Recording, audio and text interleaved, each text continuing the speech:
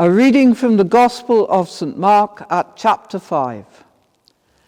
They went across the lake to the region of the Gerasenes. When Jesus got out of the boat, a man with an impure spirit came from the tombs to meet him. This man lived in the tombs, and no one could bind him any more, not even with a chain. For he had often been chained, hand and foot, but he tore the chains apart and broke the irons on his feet. No one was strong enough to subdue him.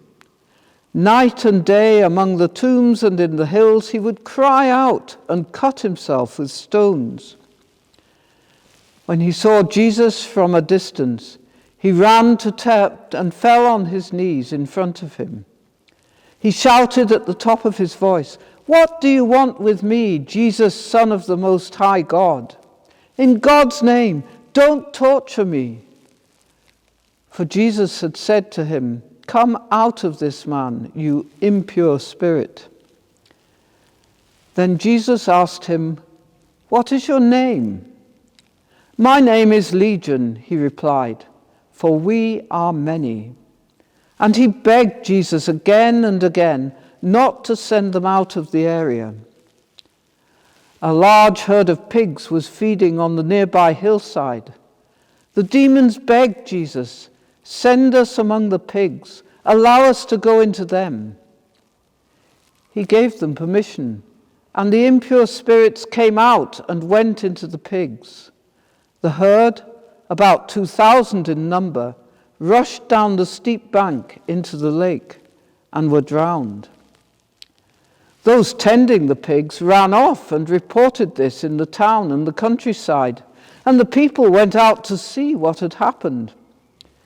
When they came to Jesus, they saw the man who had been possessed by the legion of demons, sitting there dressed and in his right mind, and they were afraid. Those who had seen it told the people what had happened to the demon-possessed man, and told about the pigs as well. Then the people began to plead with Jesus to leave their region. As Jesus was getting into the boat, the man who had been demon-possessed begged to go with him. Jesus did not let him, but said, "Go home to your own people and tell them how much the Lord has done for you and how he has had mercy on you." So the man went away and began to tell in the Decapolis how much Jesus had done for him, and all the people were amazed.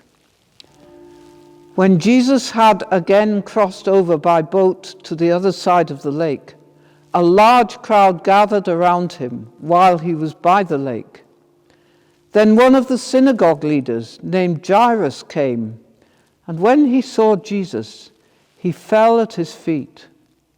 He pleaded earnestly with him, "My little daughter is dying.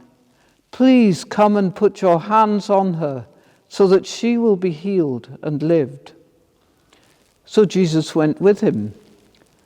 A large crowd followed and pressed around him, and a woman was there who had been subject to bleeding for 12 years. She had suffered a great deal under the care of many doctors and had spent all she had. Yet instead of getting better, she grew worse. When she heard about Jesus, she came up behind him in the crowd and touched his cloak, because she thought, "If I just touch his clothes, I will be healed." Immediately her bleeding stopped, and she felt in her body that she was freed from her suffering. At once, Jesus realized that power had gone from him. He turned around in the crowd and asked, "Who touched my clothes?" "You see the people crowding against you," his disciples answered, "and yet you can ask, 'Who touched me?'" But Jesus kept looking around to see who had done it. Then the woman, knowing that what had happened to her, came and fell at his feet, trembling with fear, and told him the whole truth. He said to her, "Daughter, your faith has healed you. Go in peace and be freed from your suffering." While Jesus was still speaking, some people came from the house of Jairus, the synagogue leader. "Your daughter is dead," they said. "Why bother the teacher any more?" Overhearing what they said, Jesus told him, "Don't be afraid, just believe." He did not let anyone follow him except Peter, James, and John, the brother of James. When they came to the house of the synagogue leader, Jesus saw a commotion with people crying and wailing loudly. He went in and said to them, "Why all this commotion and wailing? The child is not dead, but asleep." But they laughed at him.